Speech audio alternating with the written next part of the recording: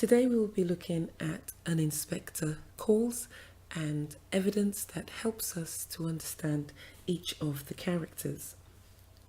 We will begin with Arthur Berlin and his classic line of "a man has to make his own way, has to look after himself." This is in Act 1, this is prior to the visit of the inspector, and he indicates a man as every man, so not specific to any one, but specific to all. His own way suggests the selfishness of doing what is important to him and him alone, and then has to look after himself, makes it very clear that the most important person to Mr. Berling is Mr. Berling. And leading from that, we recognize then why he made the comment about Eva that he does with, she'd had a lot to say, far too much, so she had to go. The working class were not meant to have a voice. They were not meant to be part of the decision-making process. And so Eva, in requesting a wage increase, was utilizing her voice in a way that had not been agreed, authorized, or approved by the hierarchy that existed. The idea that she'd had far too much reveals and exposes the view that the working class were limited in anything they could do or say, and that there was an expectation that indeed they would not. So when he concludes with, so she had to go, it becomes a line of causality. She said this, she went beyond what she should have gone beyond. The termination of her work was the ultimate consequence of that. She is being blamed by Mr. Berling for daring to venture outside of the constraints that society had placed on the working class. If we look at Sheila Berling,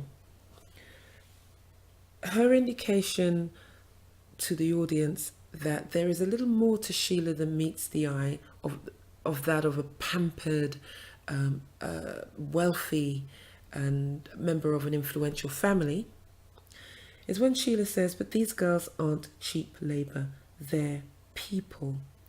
And encapsulated in the word people is that they're human, that they have rights, that they should have expectations. She does not agree with what her father says and what he said he did. And she recognises that they should not be seen as a means to an end, a workforce, but that they should actually be seen as the individuals that she herself is. And this is at war, this comment from Sheila, with her actions that she talks about towards Eva in the second job that she had.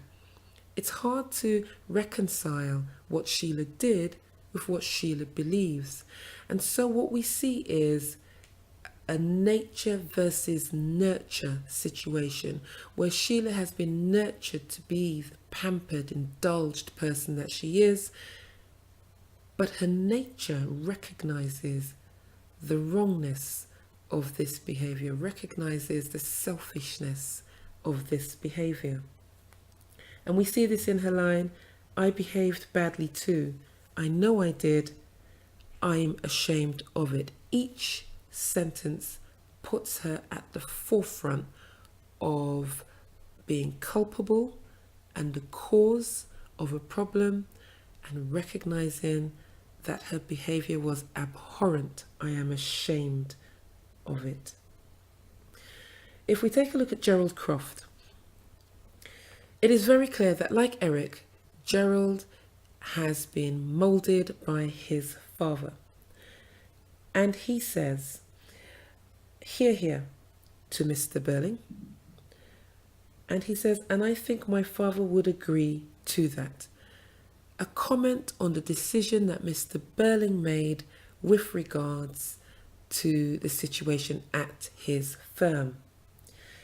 Now, his comment of agreement from the father makes it very clear that his understanding of what is right is an understanding passed down. And he happily has accepted that because he hurrahs Mr. Berlin and champions Mr. Berlin with a position that reflects what his father would have done. We find out more about Gerald when he talks about Eva. And he states, "She didn't blame me at all. I wish to God she had now. Perhaps I'd feel better about it."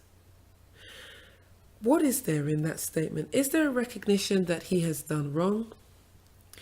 Is there a recognition that he shouldn't need somebody else to tell him he's done wrong? Because on the surface, it sounds like remorse. But he says, "I wish to God she had now. Perhaps I'd feel better about it." Gerald's feelings of responsibility and accountability always seem tied up with what others do. Had she done this, I'd have felt maybe better, and I'd have done that.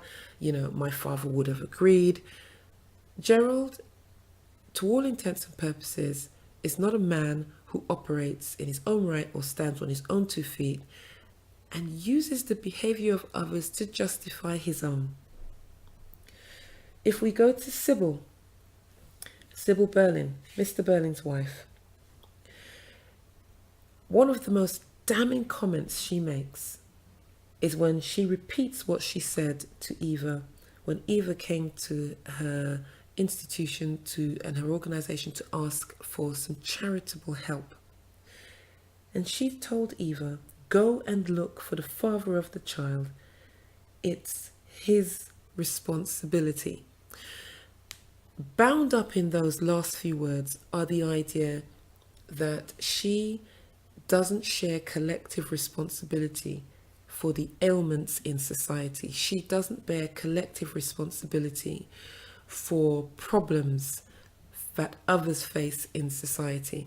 And understandably, sometimes this is a difficult one, because where you have not created the problem, why should you be guilty for it? But no one is asking for her to share the guilt. It is the idea that together with Eva, she can help to put Eva back on her feet and restore some of the dignity that Eva had lost. Instead, she directs her, commands her, "Go and look for the father of the child." But herein lies the irony.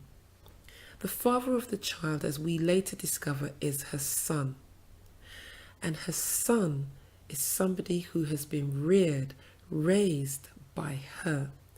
And so actually, Eva, to all intents and purposes, being directed or redirected back to Mrs. Berlin, for Mrs. Berlin to fix the problem she created when she created the problem called Eric.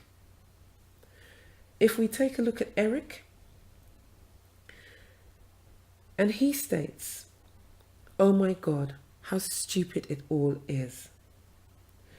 And that was when he was considering and thinking initially about his behavior towards Eva.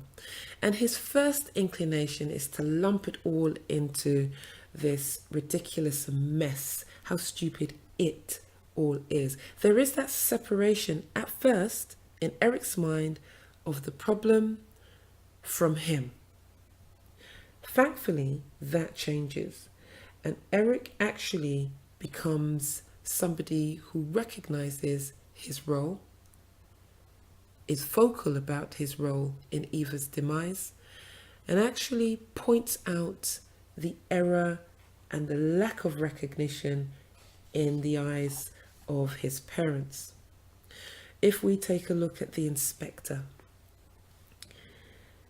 and we look at how he's spoken about, "Why, you fool, he knows. Of course he knows." And this is where it is very clear they are aware that the inspector has this omniscient ability to be able to recognize that what they are going to say may or may not be the truth. And those around them, those around the characters, warn and forewarn others to be mindful of this. Sheila does this, as we see here, with Gerald. She also does this with her mother. And she attempts to impart to them her recognition of what she has seen in the inspector, that he knows it, and to not tell the truth would not bode well with them. The inspector for himself reveals himself to be somebody who is pragmatic, fair and equal. Rather than allow Sheila to leave the room believing that she was solely culpable for Eva's death, he states, "You see, we have to share something. If there's nothing else, we'll have to share our guilt." There are two things that come from this. A recognition from the inspector that society at large has a joint responsibility and accountability for the ailments and problems with society. If there are issues that are endemic in what happens on a day-to-day basis, all people involved have a role to play in changing and fixing that. And where this doesn't occur, that guilt is shared across the spectrum. And finally, we look at Eva Smith. And what is notable about Eva Smith is not what she says, because she says nothing in the play. But what is notable is what is said about her, and how everything said about her seems to contrast the characters in the play. She in fact acts as a foil to their behaviour. Representing the working class and the lower class, she is made to seem honest, fair, reasonable, hardworking, industrious, and challenging things that are not right. She challenges the wages that they are paid. She will not accept the stolen money that Eric attempts to palm off on her. And she approaches the charitable organization to support her in the way that they should, challenging them to do the right thing by giving her the support that they are set up to do. And so with Priestley put in Eva's frame of mind and behavior through the words and recollections of the rest of the characters, what we see is a working class that embodies all the values that the upper class say they do not have and say that they themselves have. And so actually the scale of inferiority to superiority reverses and changes, and we see a far superior way of thinking and behaving from the lower class than we do from the entitled and privileged upper class. I hope that this has helped in some way help you understand the characters. Thank you.